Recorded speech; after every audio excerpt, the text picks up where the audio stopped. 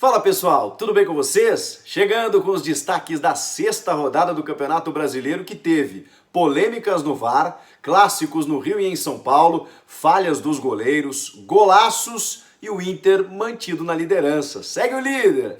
Chega mais, eu sou o Chico Garcia, inscreva-se no canal, hein? E vamos juntos!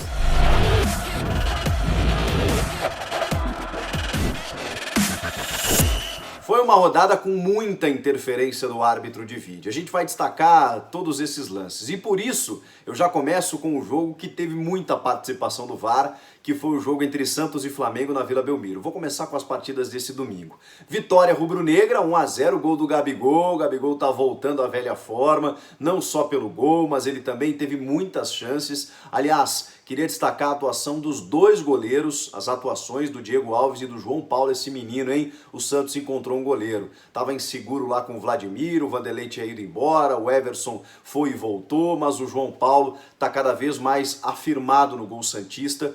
Embora o Santos tenha perdido, ele fez algumas defesas importantes, como o Diego Alves também, travando ótimos duelos com o Marinho, com o Raniel. O Raniel foi uma novidade no time do Cuca. E, por outro lado, o Domenech Torrent resolveu, já tinha falado que ia fazer um rodízio, né? Everton Ribeiro no banco, dessa vez o Arrascaeta, fez um ataque com o Michael, ele não estava botando o Michael, de repente colocou e o moleque fez um grande jogo. Inclusive o gol sai de um erro do Felipe Jonathan pelo lado esquerdo, num contra-ataque, em que o Gabigol toca para o Michael devolve para o Gabigol, caixa, 1-0 Flamengo, assim que é construída a vitória rubro-negra. Mas teve muita reclamação, por quê? Porque com 15 minutos o Santos já tinha 2 gols anulados pela arbitragem, por impedimento. O primeiro numa grande jogada do Marinho. O Marinho tá jogando muita bola, né? Ele de calcanhar puxa toda a marcação, lança o Pará que cruza e o Raniel faz o gol. Impedido. Tava na frente, não tem o que fazer. O que mais nos surpreende e o que mais faz com que a gente reclame, fique com raiva desse VAR, é que às vezes em lances bobos, lances fáceis, eles estão demorando muito. Eu sei que a gente está vivendo uma transição, mas eu achei que a gente já tinha superado essa fase, né? No final do ano passado, a gente já estava muito mais otimizado nessa tomada de decisão. Agora parece que voltou tudo aquilo, né? Aquela ânsia pelo erro, para não errar, melhor dizendo, e aí essa demora acaba enervando todo mundo que está no campo, menos o torcedor, né? Que hoje não se faz presente. Mas todo mundo ali fica nervoso com isso. A gente tem que melhorar em muito a operação dessa ferramenta. E aí vem o segundo, numa cobrança de falta do Marinho, a bola passa por todo mundo e entra no gol do Diego Alves. E o Jobson? O Jobson parece que levantou o braço, será que toca, não toca? E aí vai lá muito tempo de novo, analisando e tudo mais. E até a transmissão, na hora, não entendeu muito qual foi a marcação. É que o Jobson estava na frente. E mais do que se ele tinha tocado o braço ou não na bola, que não toca, era saber se ele tinha interferido na jogada, interferido na ação do adversário. E aí eu vou dizer para vocês a minha opinião. Eu acho que interfere. Porque se vocês repararem bem, o Diego Alves, ele inclusive dá uma vacilada esperando o cabeceio do Jobson. Quando isso acontece, esse jogador ele se aproveita da condição de impedimento para obter uma vantagem, porque ele interfere na ação do goleiro que acaba vendo a bola passar direto e o gol acaba acontecendo. Então, se o Jobson não vai na bola, se o Jobson estava em condição legal, por exemplo, o gol seria validado. Como ele está na frente, faz um movimento de ir em direção à bola e interfere na ação do goleiro Diego Alves, aí o gol tem que ser anulado. Eu entendo a gritaria do Santos porque faz 2 gols, os 2 anulados. Poxa, obviamente, né, você fica inconformado, mas depois que analisa os lances com calma, eu espero que o Santos entenda que não teve nenhum problema em relação à arbitragem nesse jogo. No Couto Pereira, Coritiba 1, Sport 0, estreia dos treinadores, né? O Jorginho pelo coxa, o Jair Ventura pelo lado do Sport, deu coxa nos acréscimos no finalzinho, o Sabino zagueiro, mais um gol de pênalti dele, acabou marcando o gol da vitória, o goleiro Robson foi lá no meio da rua, lá dentro da grande área ainda, né? Cometeu a penalidade que aconteceu, o árbitro marcou e com isso o coxa deu uma respirada, deixou a zona do rebaixamento, vive uma recuperação, o Sport não, né? 5º jogo sem vencer, ocupa a vice-lanterna do Brasileirão. No Estádio Olímpico de Goiânia, o Atlético Goianiense recebeu o Ceará e os dois fizeram um grande jogo. Olha que atuações dos dois goleiros, tanto o Jean pelo Dragão, quanto do Fernando Praz para o Vozão. Os dois trabalharam demais no jogo, mas o Ceará foi mais efetivo. Na segunda etapa conseguiu encontrar 2 gols, um deles uma bucha do Vina, aquele jogador, né, que não é benquisto no Vitória, teve polêmica na semana pelo presidente do clube baiano, mas o Vina joga muita bola realmente, ele consegue puxar um contra-ataque, receber do Fernando Sobral e de perna direita encontra o ângulo do Jean, que nada pôde fazer e que havia feito muitas defesas na partida, assim como eu disse, o Fernando Praz também. E aí depois o Lima acaba se aproveitando numa saída errada de bola do Dragão e toca por baixo do Jean, fazendo o segundo gol já nos acréscimos, decretando a vitória. Antes, o Fernando Sobral pelo lado direito já tinha feito um gol também, mas corretamente anulado por impedimento. O Atlético Goianiense continua aí sem vencer, lanterna do Brasileirão, e o Ceará agora sobe na tabela. O domingo começou com um clássico majestoso no Morumbi, vitória São Paulina 2-1 sobre o Corinthians. Fiz um vídeo aqui no canal, você pode acompanhar detalhadamente, mas o fato é que o Fernando Diniz e o Thiago Nunes, ambos pressionados, mexeram no time.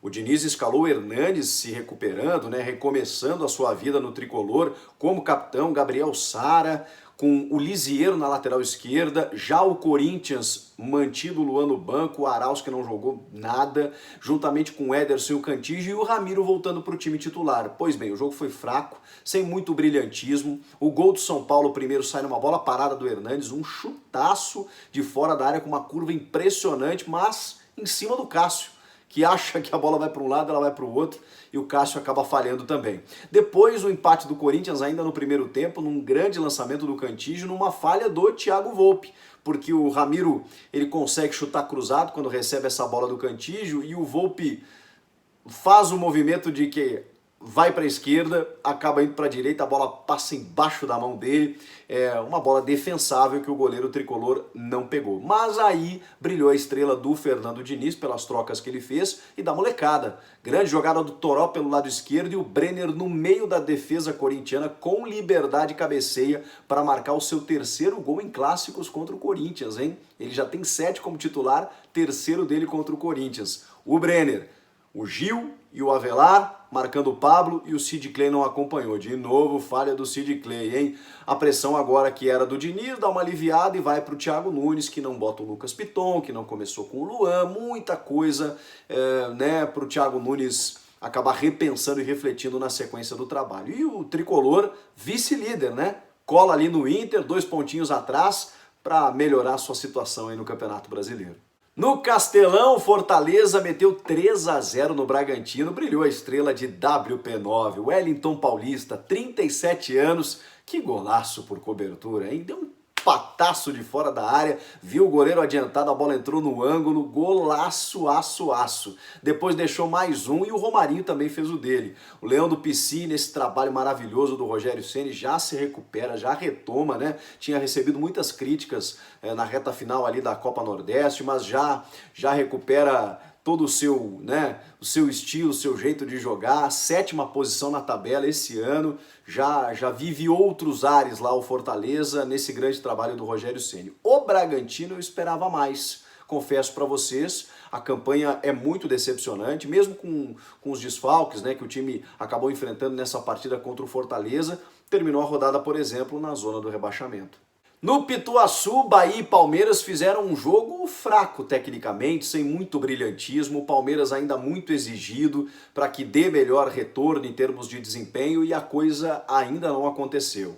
O Vanderlei Luxemburgo deu sequência para o time, Lucas Lima no meio ali como titular, num sistema 4-4-2, com Patrick de Paula, Gabriel Menino e o Bruno Henrique, em tese 3 volantes, mas 2 volantes que saem muito como o Menino e o Bruno Henrique, com o Lucas Lima na armação e o Luiz Adriano no banco de reservas, teoricamente por desgaste. Essa foi a informação da assessoria. E só isso justifica, né? Mesmo que o William Bigode seja um ótimo jogador e tenha começado como titular. Mas a gente vê que o time muda quando o Luiz Adriano entra na segunda etapa. E mudou exatamente por isso, né? Quando entra o Zé Rafael e o Luiz Adriano, o time ganha outro corpo, entra o Scarpa também, e aí sai o gol palmeirense através de um passe do Scarpa pro Zé Rafael.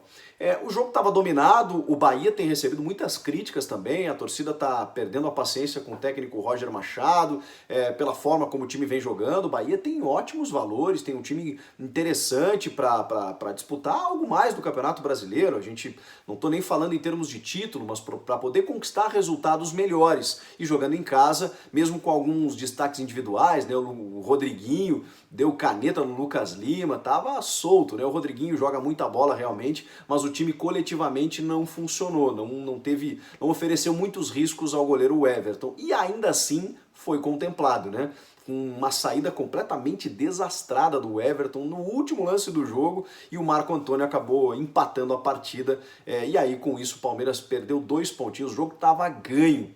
E a terceira posição na tabela, se o Palmeiras tivesse vencido, seria terceiro colocado, caiu para sexto. O Bahia é o oitavo, ainda está numa condição de buscar por algo mais, perdeu nos critérios com a mesma pontuação, 7 pontos, mas perde nos critérios para o Fortaleza, hoje está na oitava colocação, mas pressão para cima do Roger lá em Salvador. Clássico carioca no Maracanã, Fluminense e Vasco, vitória do Flusão, 2-1, golaço do Dodi de fora da área. Esse volante está em todos os espaços do meio-campo, ele está jogando muito bem desde a reta final do Campeonato Carioca. Mais uma vitória importante para o técnico Odair Hellmann, e com isso o Fluminense aí hoje já entra no G4, está na 4ª posição na tabela. Esse gol do Dodi e depois do Fred, recebendo o passe do Ganso, quem diria, um chutaço de fora da área. O Fred conhece o caminho do gol, né? E foi o primeiro dele nesse retorno ao Fluminense. 2-0 ali, quem desconta é o Thales Magno pelo Vasco, e depois o Thales acaba expulso num lance com o Igor Julião, já no finalzinho do jogo. É que o Julião dá uma pegada no tornozelo dele e ele vai lá e revida. O árbitro dá vermelho pro Thales e amarelo pro Julião. Eu expulsaria os dois, tá bom? Porque a chegada do Julião foi muito forte, e aí depois o Thales perde a cabeça, mas não justifica só o Thales, que recebeu a falta, ser expulso pelo revide. O Julião também foi muito mal, não foi na bola, foi só no tornozelo. Para mim os dois ali teriam que ter sido expulsos. Como eu disse, o Fluminense 4º colocado e o Vasco, que já foi líder, 3º. Perda da invencibilidade do Vasco no campeonato e do Ramon Menezes como técnico depois de 8 jogos. E fechamos com o jogo talvez mais polêmico, ou um dos mais polêmicos da rodada, e o jogo do líder. O Internacional foi ao Rio de Janeiro, no Newton Santos, e derrotou o Botafogo por 2-0. Que fase do Thiago Galhardo, hein? Aparou um cruzamento do Moisés. Vejam só, o Moisés fez um cruzamento perfeito. O Moisés está jogando com o Eduardo Cudê, essa é que é a verdade, ele está fazendo o Moisés jogar, e ele deu um cruzamento na medida em que o Galhardo antecipa e marca de cabeça o primeiro gol. E depois o Galhardo simplesmente rouba uma bola de forma muito inteligente e já toca para o Gabriel Bosquilha, desarmando completamente a defesa do Fogão, e ele toca na saída do Gatito. 2-0 no primeiro tempo, ali o Inter controla o jogo, toma alguns sustos, é verdade, mas acaba mantendo esse placar até o final. Aí tem outro detalhe importantíssimo desse jogo. O Botafogo teve 2 gols anulados pela arbitragem, especialmente pelo árbitro de vídeo. O primeiro foi do Matheus Babi, em que na origem da jogada o Juan recebe adiantado, em impedimento, e aí o gol tem que ser anulado. E depois vem o lance mais polêmico, talvez da rodada e um dos mais do campeonato até aqui, que vem o gol do Bruno Nazário, num cruzamento do Matheus Babi. O problema é que na origem tem uma falta, ou um lance de falta do Matheus Babi no Patrick, em que o árbitro Thiago Duarte Peixoto, ele enxerga, vê, mas não marca, porque entende talvez que tenha sido jogada normal. A jogada segue, o Babi cruza e o Nazário se antecipa ao Marcelo Lomba, fazendo o gol do Botafogo. Pois bem, o VAR aciona e o Thiago acaba mudando a sua decisão, daquela que ele estava lá em campo vendo e não marcou, marcando falta no Patrick e anulando o gol do Botafogo. E aí algumas questões surgem, né? O VAR pode interferir nesse lance? Deveria interferir nesse lance? Mas se o árbitro viu e não marcou, por que o VAR acabou acionando? É exatamente por isso, né? Para mim o grande erro aí é do árbitro de campo, que ao ver o lance, na minha opinião, deveria ter marcado a falta. A falta, para mim, foi clara. O Babi, ele chega com a perna para fazer o calço e ainda deixa o braço no rosto do Patrick. Falta, em que o árbitro viu e não marcou. Não sei por quê, inexplicavelmente, não entendeu como falta e deixou o lance seguir. Agora, por que se ele não entendeu como falta, por que ele voltou atrás na sua revisão? Bom, talvez com outro replay, com outra imagem, ele tenha visto que, não, realmente foi falta. Mas será que o VAR poderia ter interferido nesse lance? E essa é a grande questão. Há uma grande confusão na cabeça dos árbitros e não é por acaso. Em 2019, por exemplo, a regra diz que ele pode analisar a jogada desde o seu início, desde a sua origem.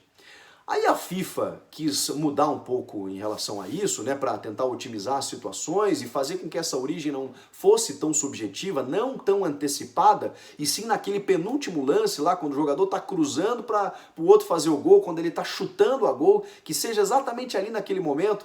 Alterou o texto para 2020 para dizer que esse incidente, essa revisão tem que ser durante o ataque. E aí, a grande polêmica para mim é essa. Será que a gente estava falando de origem do jogo quando o Patrick está no campo de defesa do Botafogo? Não era durante o ataque. Ao mesmo tempo em que é a origem da posse de bola do Botafogo. Ele obtém a posse de bola depois da falta do Patrick e vai para o ataque para fazer o gol. Então, qualquer decisão que o árbitro tomaria nesse momento, ele seria alvo de reclamações. Eu acho que essa origem da jogada está muito antecipada pela última recomendação. Eu acho que o VAR deveria manter a decisão do árbitro de campo, que não entendeu como falta, e validar o gol do Botafogo. Essa é a minha opinião. Mas não acho tão absurdo quem pense que, como a posse de bola do Botafogo se originou de uma falta, que ele deveria ter anulado o gol do Fogão. Que coisa, hein? É muita polêmica por uma rodada só.